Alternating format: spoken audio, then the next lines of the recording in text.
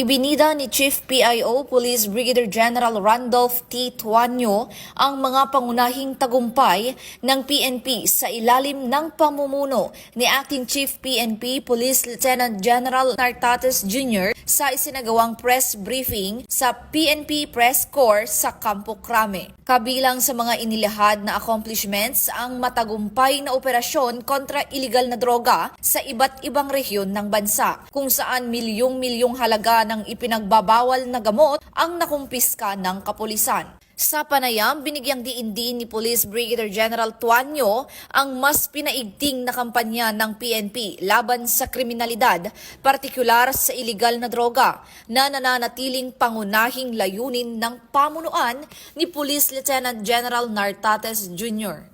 Ang lahat ng ito ay patunay na patuloy na pagsisikap ng PNP na tiyakin ang kaligtasan ng ating mga komunidad.